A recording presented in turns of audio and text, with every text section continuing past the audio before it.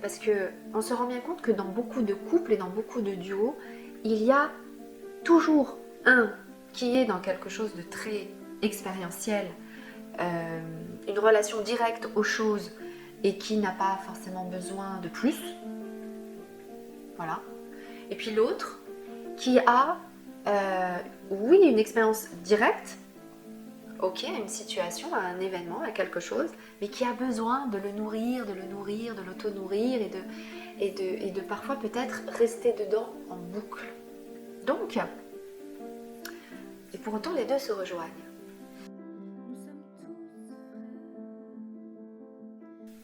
Bonjour à tous. Bonjour. Alors, une fois n'est pas coutume, nous avons décidé de vous faire une vidéo un petit peu particulière, un petit peu différente des autres, et aujourd'hui sur le thème de la spiritualité. Qui est normalement un thème qui est mon thème de prédilection, mais on trouvait que c'était aussi intéressant d'entendre le point de vue de quelqu'un qui n'est pas... Je vais l'expliquer. Voilà. En fait, dans ce qui est connu de la spiritualité, ce qui est vu, je ne m'y retrouve pas complètement. Ou plutôt, il y a des aspects de la spiritualité qui ne me correspondent pas, qui ne vibrent pas en moi. Tout comme, vous l'entendez, il y a aussi des aspects qui vivent énormément et qui me parlent complètement. Et donc, on veut échanger là-dessus, sur ces deux mondes un peu différents de la spiritualité, pour pouvoir vous permettre, peut-être vous aussi, de faire un discernement entre ce qui vous parle, ce qui vous parle pas, et puis surtout, enfin moi en tout cas, ce que je ressens, c'est que par moments, je me sens vraiment très très éloigné de ce que l'on entend par spiritualité. En fait, je dirais que c'est surtout par rapport au concept, sur lequel les concepts et ce côté où parfois la spiritualité peut être aussi enfermante. Et c'est un petit peu ce contre-pied-là qu'on vous propose dans cette vidéo, dans cette intention en effet de vous aider à vous aussi par rapport à ce discernement, mais aussi pour que vous compreniez bien que même dans un couple, on peut avoir des perceptions différentes de cette question-là, mais sur plein d'autres choses d'ailleurs, mais sur cette question-là, et pour autant qu'elles se rejoignent. Et d'ailleurs, c'est un point important de la communication dans un couple flamme jumelle, ce que tu es en train de dire, puisqu'on ne se comprend pas, j'ai envie de dire les trois quarts du temps, mais c'est peut-être un petit peu trop réducteur, mais très souvent on ne se comprend pas. Et bien, c'est aussi vous amener ce regard-là, ce regard de comprendre quelle est cette difficulté de communication entre les deux entités du même couple flamme jumelle. Et on prend un sujet badass, la spiritualité, parce que c'est un des gros sujets sur lequel on est vraiment l'un est là, l'autre est là, mais au final on est vraiment très très très très proche. Donc, est-ce que tu peux commencer par dire dans quoi tu ne te retrouves pas dans la spiritualité? Alors, spiritualité, on peut y inclure la religion également? Alors, moi, dans mon image, alors je voudrais déjà faire une dissociation entre ma spiritualité et l'image que j'ai de la spiritualité. Donc, pour faire cette dissociation, je vais parler de la spiritualité d'un côté, qui va être ton côté, et ma spiritualité, qui va être mon côté. Dans la spiritualité, là où je ne me reconnais pas, c'est effectivement dans le fait de devoir adhérer à des croyances quelque part dictées, quelque part préparées, prévues, dans lequel je dois rentrer.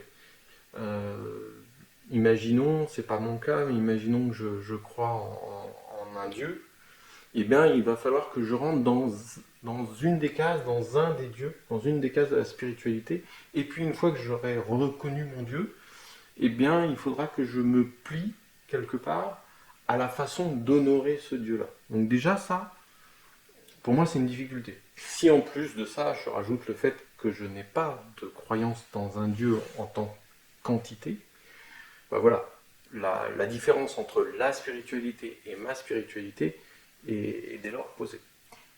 Alors, de ce que j'entends, c'est peut-être le côté plus dogmatique qu'on peut trouver aussi bien dans la religion, mais également dans la spiritualité. Tout à fait. Que c'est ça en fait qui te dérange. Disons que ça, c'est un aspect qui me sépare. C'est pas une histoire de déranger en fait. Moi, la spiritualité des autres ne me dérange pas. J'entends bien. Voilà, on est libre de croire en qui on veut, en quoi on veut, et de l'honorer, le célébrer, je sais pas comment le dire autrement, de la façon dont on veut. Non, ça ne me pose pas de problème. C'est que moi, je ne me reconnais pas là-dedans. Je ne reconnais pas que ce soit mon chemin de cœur, mon chemin de vie. Voilà. D'accord. Et alors, quelle est ta spiritualité? Alors, ma spiritualité, c'est d'avoir une vision sur ce qui m'entoure, que ce soit dans le réel ou dans ce que l'on peut appeler la 5D dans la spiritualité. Et c'est là où où est toute l'ambiguïté. Ça ne veut pas dire que je cloisonne, que je ferme les choses, bien au contraire. Donc il y a ma spiritualité, c'est de reconnaître donc ce qui m'entoure, le palpable et l'impalpable, mais pour autant dont je fais l'expérience par moi-même. C'est-à-dire que je vais respecter l'expérience des autres, même si je ne l'ai pas vécue. Ça ne va pas me poser de problème. Mais ma spiritualité à moi est par rapport à ma propre expérience vécue. Et alors, quelle est ta propre expérience vécue? Ma propre expérience vécue est uniquement l'expérience de cette vie-là. Même si je reconnais pour les autres des personnes, et j'en côtoie quasiment tous les jours, qui ont des vies antérieures, qui ont un lien avec l'au-delà, certains qui traversent l'au-delà, qui reviennent, et je les respecte complètement, et je les crois sur parole, mais ce n'est pas mon expérience de vie. Moi, mon expérience, c'est uniquement le monde réel, agrémenté, j'ai envie de dire, de ce lien particulier flamme jumelle qui a amené à moi effectivement des expériences différentes de ce qu'on entend dans le monde réel, c'est-à-dire des expériences dites spirituelles. Mais c'est là où ça s'entrechoque avec la compréhension. C'est que pas par rapport à des dogmes, mais par rapport à de l'expérience, c'est-à-dire, oui, d'avoir vécu des moments particuliers, extraordinaires, de connexion même à quelque chose, à quelque chose de puissant et qui nous amène, qui augmente l'expérience de vie, je peux le dire comme ça, qui augmente l'expérience de vie et qui pour le coup est bien vécu dans cette vie-là. D'accord. Alors, là où tu vois, ça me résonne ce que tu es en train de dire là, c'est que, et dis-moi si je le dis avec mes mots, mais dans le sens que toi tu veux dire, qui est que c'est vraiment l'expérience qui compte. C'est-à-dire que il n'y a pas besoin d'une validation extérieure, il n'y a pas besoin de trouver une réponse, un concept pour valider ton expérience. Ton expérience, elle est là. Et du coup, tu n'as pas la nécessité... Alors, il y a des subtilités. Non, il n'y a pas la nécessité de le valider par autre chose, ça c'est sûr et certain. Pour autant, le fait de voir que certaines choses existent, amène une compréhension, et d'ailleurs dans le lien flamme jumelle, il ne faut pas le cacher, l'expérience que j'ai vécue pendant 24 ans, complètement hors du concept flamme jumelle, j'étais quand même dans un monde sans réponse, où il se passait des choses que je n'expliquais pas, et quelque part, le concept flamme jumelle m'a amené des réponses. Mais j'ai envie de dire, seulement des réponses.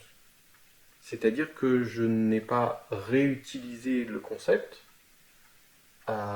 pour des attentes, pour des résultats, ou pour alimenter des croyances. Effectivement, ça a été une validation, ou La validation, encore que, n'a pas d'importance, mais surtout m'a donné effectivement une explication de ce que je vivais, de ce que je ressentais. Est-ce que tu avais besoin de cette explication? Je pense qu'on aurait pu s'en passer, franchement. Franchement, j'aurais pu m'en passer. Euh, Maintenant, cette explication permet quand même de, de relativiser certaines choses. Et même au-delà de ça, permet de prendre conscience, permet aussi de prendre sa responsabilité par rapport à certaines choses. Je vais prendre un exemple. Euh, Mon lien flamme jumelle euh, me donne l'envie d'être meilleur. Alors ça ne veut pas dire que si je n'avais pas eu connaissance des flammes jumelles, j'aurais pas voulu être meilleur, mais ça ça Ouais. l'alimente encore. Enfin, Ça le pousse davantage. ça le pousse davantage. En fait, j'ai envie d'honorer ça jusqu'au bout et quelque part pousser le processus jusqu'au bout. D'accord. Donc, en fait, ce que j'entends là, c'est euh, euh, une envie d'une spiritualité, si on peut le dire ça comme ça, mais en tout cas quelque chose de bien réel, de bien concret, de bien expérientiel. Expérientiel, concret, non, pas forcément. Si on parle de la méditation ou des, des méthodes pour pouvoir se projeter dans la 5D, c'est intéressant, c'est de l'expérientiel. Je ne sais pas si on peut dire que ça fait partie du monde réel. Je ne sais pas, c'est à mi-chemin entre les deux. Je sais pas. Parce que donc tu ressens la 5D. Ben, l'appel à m'y connecter, bien évidemment, et de plus en plus. D'accord. Mais tel que il faudrait rentrer dans la version de la spiritualité au sens il faut être connecté d'une certaine manière, euh, en faire quelque chose, non, ça ne me parle pas. Ma spiritualité me dit que oui, j'ai une connexion 5D, mais c'est pas si simple. Ah oui. En fait, ce que je trouve intéressant dans ton témoignage et dans ta vision des choses, c'est que, je le répète, mais c'est une vision très expérientielle. Euh, et qui du coup ne recherche pas forcément une explication, un concept, euh, Ni une expérience. ni une expérience non plus. Moi, mon chemin, il a été un petit peu inverse, qui a été que de vivre plein d'expériences dites spirituelles ou extraordinaires, et pour lesquelles j'avais nécessité de poser des concepts, de poser une validation, euh, tout simplement parce que parfois on peut avoir même l'impression de devenir fou vis-à-vis de ces expériences-là. Et du coup, ce qui est intéressant là, et qu'on partage avec vous, c'est aussi cette volonté que l'on peut avoir, sans s'en rendre compte, eh bien de rentrer dans un moule, de rentrer dans ce qu'on va dire, rentrer dans un concept. Rentrer dans un concept peut avoir d'intéressant plein de choses. Je dirais en tout cas que ce qui est important pour de rentrer dans un concept, c'est surtout de prendre ce qu'il y a à prendre de bon pour soi et d'en ressortir. Pour justement garder cette liberté, ce discernement et cette euh, possibilité d'être toujours ouvert à tout. Et à travers ce témoignage-là, parce qu'on se rend bien compte que dans beaucoup de couples et dans beaucoup de duos, il y a toujours un qui est dans quelque chose de très expérientiel, une relation directe aux choses et qui n'a pas forcément besoin de plus. Voilà. Et puis l'autre qui a, oui, une expérience directe, ok, à une situation, à un événement, à quelque chose, mais qui a besoin de le nourrir, de l'auto-nourrir et de parfois peut-être rester dedans en boucle. Donc, et pour autant les deux se rejoignent. Parce que il y a de l'extraordinaire d'un côté, il y a de l'extraordinaire de l'autre. Donc, oui, il y a de l'extraordinaire, mais ce qui est aussi important, c'est que cet extraordinaire nous serve à avancer, sert à évoluer, sert à, à sortir des schémas. Est-ce que c'est si important que ça de se nommer flamme jumelle ou pas, par exemple? Est-ce que c'est si important que ça, euh, euh, par exemple, l'aspect tout émotionnel? On dit souvent que l'état spirituel parfait, ce serait un état sans émotion. Moi, pour ma part, j'adore mes émotions. Elles m'ont permis d'apprendre plein de choses sur moi. Mais par contre, je ne veux pas qu'elles prennent le pas sur moi. Ce que je veux, c'est savoir être avec, savoir les maîtriser, savoir leur donner, par exemple, la place qu'elles ont et ainsi pouvoir vivre avec elles et qu'elles soient source de vie pour moi et non pas l'inverse. Tout comme, et ça on l'entend souvent dans les croyances, que être flamme jumelle, c'est oui un côté très divin, un côté... et moi par exemple je le dis très souvent parce que il y a vraiment quelque chose de divin, il y a vraiment une dimension divine. Mais est-ce que ça veut dire pour autant que l'on doit, je sais pas moi, ne pas aimer être habillé à la mode, manger certaines choses qui pourraient ne pas être dites spirituelles? C'est exactement ce que je voulais dire par ma spiritualité et où Mhm. je ne me retrouve pas dans la spiritualité. C'est-à-dire répondre à une image particulière qui n'est pas celle que moi j'ai envie de construire. En fait, euh, c'est vraiment le fait d'imposer une image alors qu'en réalité, on est tous complètement différents, on a tous des besoins extrêmement variés, extrêmement différents, et on le voit bien dans les couples flammes jumelles. Euh, donc on a tous notre authenticité, notre particularité, notre unicité, et du coup, cette unicité, eh ben, pour moi, ma spiritualité, c'est de l'exposer, c'est de la laisser vivre et ne pas la cloisonner à ressembler à autre chose que ce que je suis. Exactement. Donc c'est vraiment l'unicité. Et oui, cette notion d'unicité euh, est, est vraiment ce qu'il y a à développer, ce qu'il y a à... la quête véritable de tout ça, c'est peut-être justement cette unicité. Voilà, qu'il n'y a pas de manière d'être standardisée, qu'il n'y a pas une manière de vivre standardisée, qu'il n'y a que des êtres humains uniques, vraiment totalement uniques, chacun sa recette pour pouvoir évoluer, pour pouvoir être en bonne santé, pour pouvoir être libre, pour pouvoir travailler là où on a envie de travailler, avoir les relations qu'on veut. On est des êtres uniques.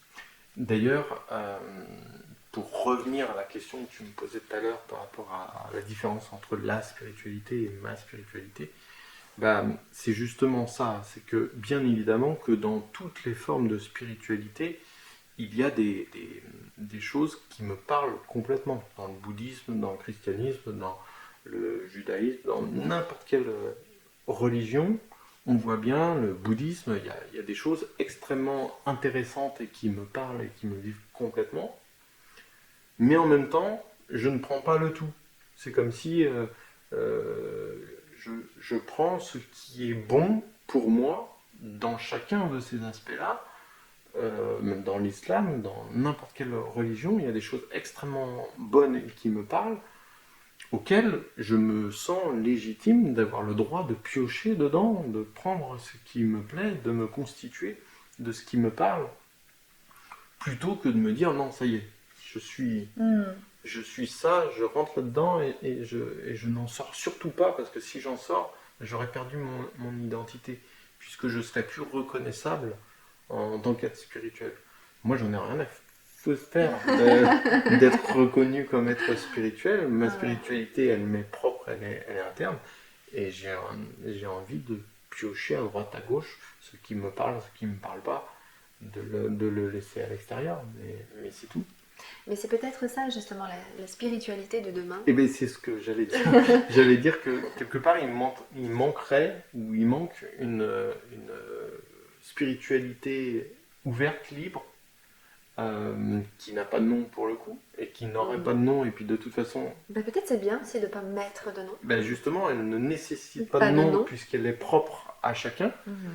En tout cas, moi c'est ce qui me parle. Mhm. Et je pense même, pour en avoir échangé, que quelque part, ta notion de ta spiritualité à toi, bah au final, tu reconnais un petit peu que tu ne peux pas plonger dans un truc et que tu es bien obligé de piocher les éléments à droite à gauche. Alors, oui, et puis il y en a qui ont besoin, au contraire, Bien sûr, de ce... et libre à eux. Exactement, exactement, ça fait partie du chemin d'unicité.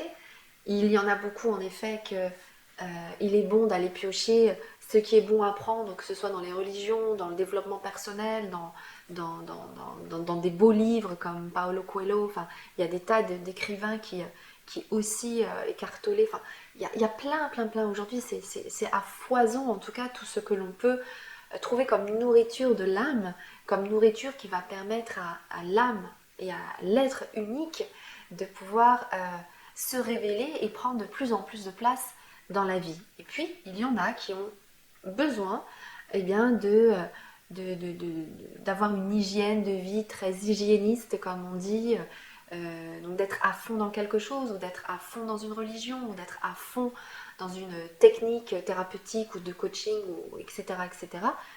Et c'est ok, c'est tout à fait ok.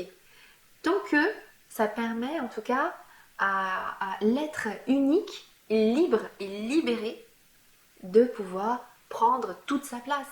Si vous avez une énergie débordante, là c'est pareil, c'est rentrer dans d'autres croyances qui seraient que par exemple, on pourrait beaucoup parler des croyances spirituelles.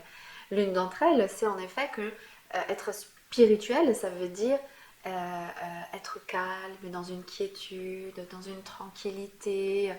Et c'est ok, c'est tout à fait ok. Là-dessus, c'est pas un jugement. Mais pour autant, le problème, c'est si je veux rentrer dans cette...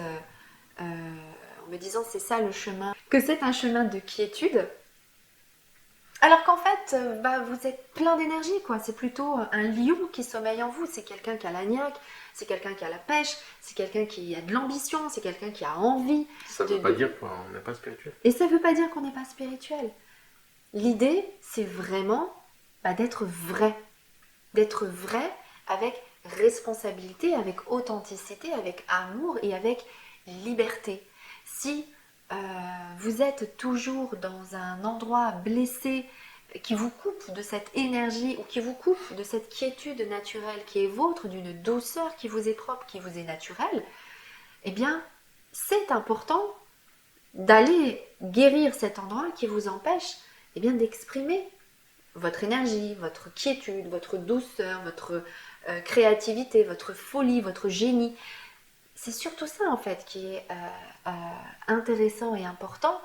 Et peut-être qu'en effet, le chemin à venir, c'est que tout ce que l'on a aujourd'hui permette, eh bien, surtout à cet être profond, unique, d'être révélé.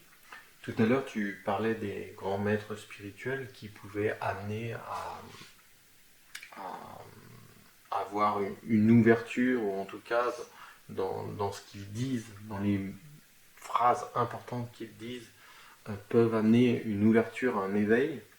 Moi, je voudrais dire que ça arrive aussi avec des personnes de la vie de tous les jours. Et pour ma part, les personnes qui m'ont le plus éveillé, même si j'écoute ces maîtres spirituels et ça me parle, mais dans mon expérience à moi, les personnes qui m'ont le plus éveillé sont des illustres inconnus. De nos clients. Aussi. Même, oui, ça arrive, mais pas forcément. Aussi dans la vie de tous les jours, des personnes qui, par une phrase, par un mot, vont arriver à dire des vérités que l'on va ressentir très profondément et qu'on va figer en soi, et j'en ai plein en tête, que l'on va figer en soi et qui vont devenir notre spiritualité. Et voilà, donc juste pour dire que oui, il y a des grands maîtres, mais déjà, je pense qu'on est tous égaux et qu'à ce titre, on est tous grands maîtres. juste que il y en a peut-être qui l'ont plus développé que d'autres et qui sont plus sur le devant de la scène que d'autres.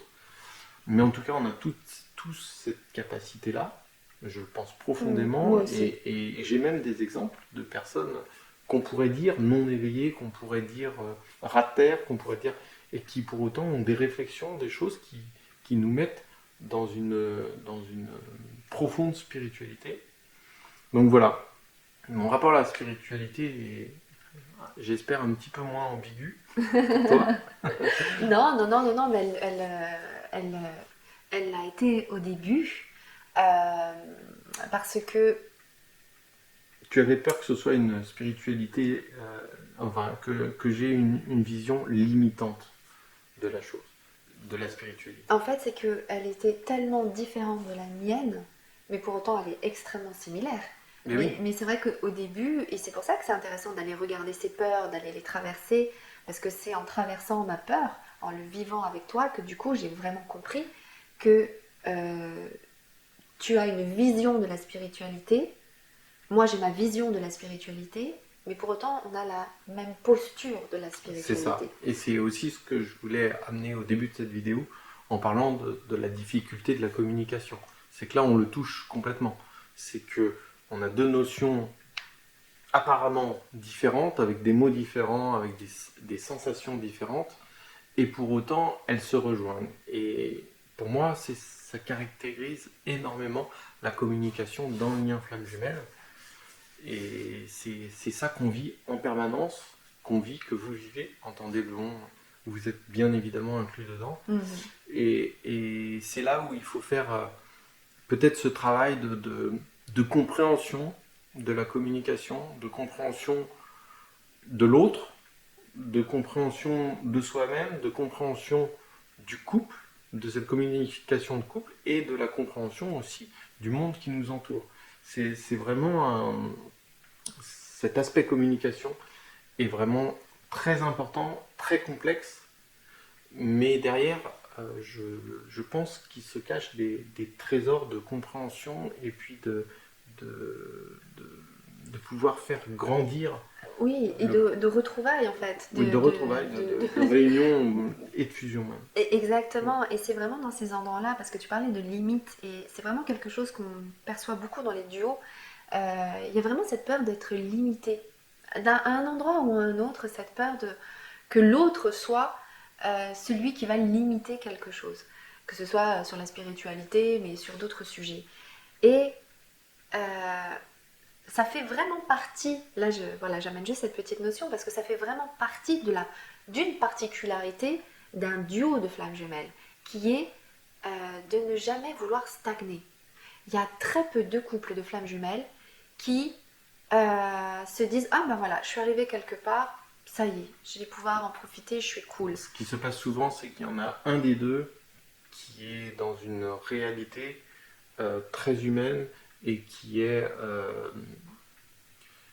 alors, autant il ne peut pas parce qu'il est poussé à changer, mais en même temps, il essaye de résister et de rester dans sa petite boîte Exactement, exactement. enfermée. Alors que le mouvement de flamme jumelle, cette flamme, plus elle se rapproche et plus elle veut grandir. Et l'objectif de cette flamme, c'est de grandir infiniment. Et c'est ça qu'on ne peut pas arrêter.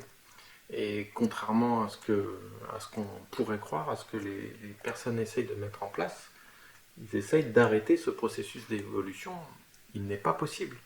Il peut être ralenti, il peut stagner, mais il ne peut pas être empêché complètement. Cette flamme, comme tu dis, oui, elle a envie de grandir et elle va pousser de toutes ses forces, de Ouais, toutes ses formes. ouais. C'est pour ça que on voit beaucoup de personnes qui ont des problèmes de santé, les nuits noires de l'âme, ça pousse quoi derrière. Donc Et puis tous les autres processus qui poussent, parce que bon, il y a la nuit noire de l'âme, mais on est vraiment comme on le disait là, dans quelque chose qui veut une expansion continue.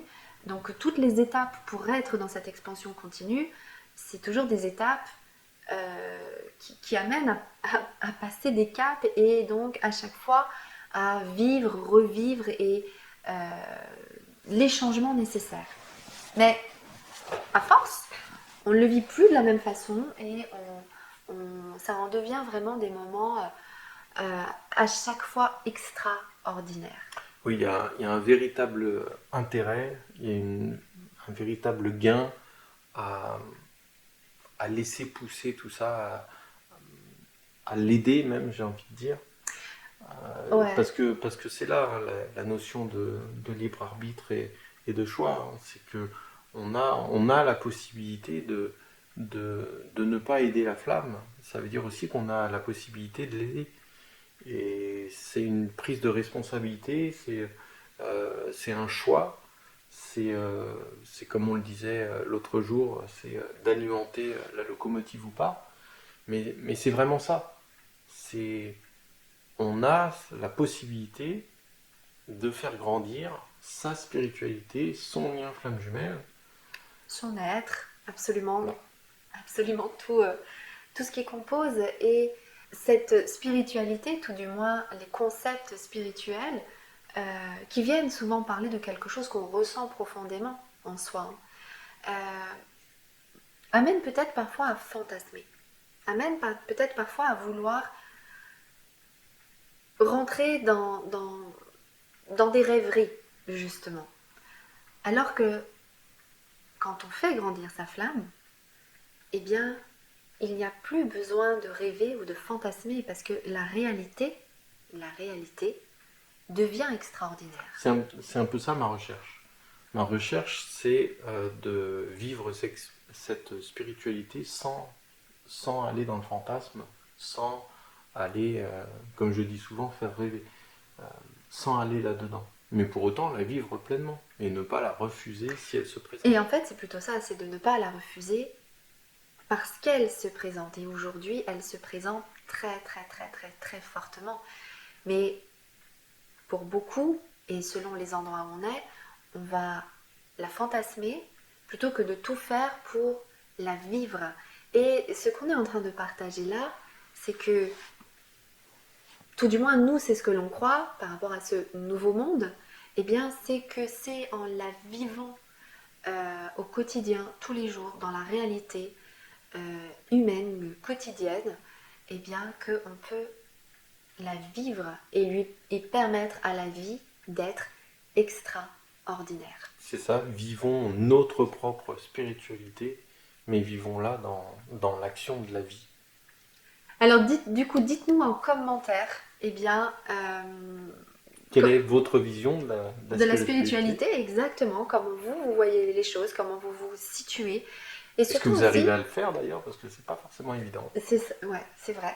Et aussi, quelles sont les croyances limitantes de la spiritualité. Parce qu'il y en a beaucoup, beaucoup, beaucoup, ou en tout cas les croyances qui vous limitent, vous, dans l'être profond, unique que vous Et êtes. d'ailleurs, on vous invite à vraiment prendre conscience de ce qui peut vous limiter dans vos croyances. C'est vraiment le point de départ de la guérison, c'est le point de départ de pouvoir comprendre, donc déjà essayer de ressentir ce qui n'est pas complètement aligné avec vous à travers votre spiritualité, pour arriver à le transformer en une spiritualité complètement épanouie et complètement vivante. Voilà, alors bien, prenez bien soin de vous et on vous dit à très vite.